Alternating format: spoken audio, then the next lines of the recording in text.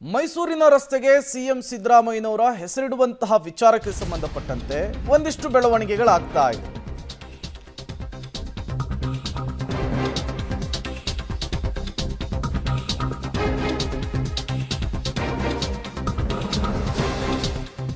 ಮೈಸೂರಿನ ರಸ್ತೆಗೆ ಸಿಎಂ ಸಿದ್ದರಾಮಯ್ಯ ಹೆಸರಿಡಲು ಪಾಲಿಕೆ ಚಿಂತನೆ. ಇದೇ ವಿಚಾರಕ್ಕೆ ಸಂಬಂಧಪಟ್ಟಂತೆ ಒಂದಿಷ್ಟು ಬೆಳವಣಿಗೆ. ಪಾಲಿಕೆಯ ನಿರ್ಧಾರಕ್ಕೆ ಸ್ನೇಹಮಯಿ ಕೃಷ್ಣ ಅಚ್ಚರಿಯನ್ನ ವ್ಯಕ್ತಪಡಿಸಿದ್ದಾರೆ. ಈ ಬಗ್ಗೆ ಪತ್ರಿಕಾ ಪ್ರಕಟಣೆಯನ್ನ ಹೊರಡಿಸಿದ್ದಾರೆ ಮೈಸೂರು ಮಹಾನಗರ ಪಾಲಿಕೆ.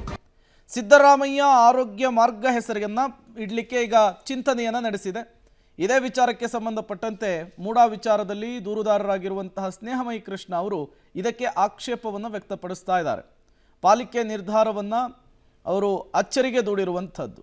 ಏಕೆಂದರೆ ಮೂಡಾ ಕೇಸ್ನಲ್ಲಿ ಅವರೀಗ ವಿಚಾರಣೆಯನ್ನು ಎದುರಿಸಿದ್ದಾರೆ, ಜೊತೆಗೆ ಪ್ರಮುಖ ಆರೋಪಿಯಾಗಿದ್ದಾರೆ.